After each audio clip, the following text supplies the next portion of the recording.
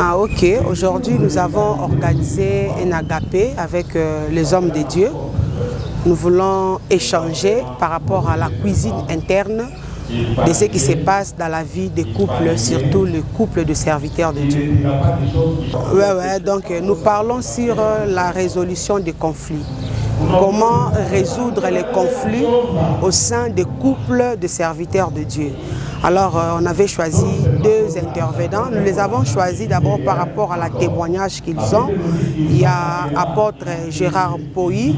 Aujourd'hui, il totalise 40 quelques d'années dans la vie conjugale. Et il y a aussi Bishop Ernest qui nous a dit qu'il a 46 ans, si je ne me trompe pas, dans leur vie de couple.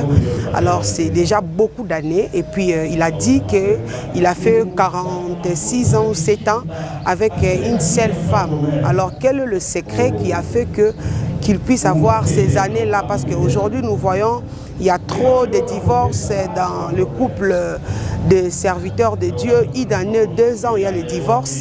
Voilà pourquoi nous avons sélectionné les orateurs pour qu'ils nous puissent nous partager l'expérience, le secret. Est-ce qu'il n'y avait pas de problèmes? Est-ce qu'il n'y avait pas de difficultés dans leur vie conjugale? Comme ça, ils partagent cette expérience afin que nous aussi nous puissions en profiter pour savoir comment rester toujours unis. Parce que nous voyons que dans la Bible, quand Dieu a créé Adam et Ève, dans le pensée de Dieu était que l'homme et la femme vivent ensemble, demeurent toujours ensemble. Parce qu'il dit, il a pris l'homme, il l'a mis dans le jardin et il a dit, il n'est pas bon que l'homme soit seul, je lui ferai une aide semblable à lui. Alors nous voyons que sans Ève à côté d'Adam, Adam ne pouvait pas réjouir le plaisir édénique. Et Dieu les a donné un travail de cultiver et de garder.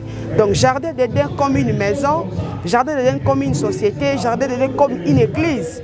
Dans le plan de Dieu, il veut voir l'homme et la femme travailler ensemble, monter ensemble, vivre ensemble, souffrir ensemble. Mais aujourd'hui, ce n'est pas le cas. Nous voyons que l'homme ne supporte pas la femme, peut-être la femme ne supporte pas l'homme.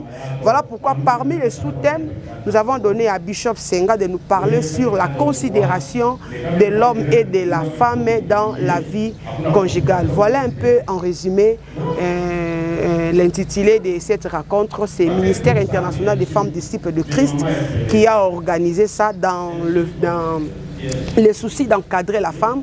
Et on encadre la femme, nous trouvons qu'il y a beaucoup de problèmes, c'est pourquoi nous dit non, aujourd'hui il faut quand même que les femmes soient accompagnées de leur mari pour que nous puissions échanger et savoir là où on ne faisait pas bien, qu'on puisse commencer à bien faire les choses, en fait que nous demeurons toujours unis. Parce que Christ dit, moi et le Père, nous sommes unis et l'Église doit être unie et les couples aussi doivent être toujours unis et l'unité au sein des couples et au sein de l'œuvre du Seigneur est très important. Voilà.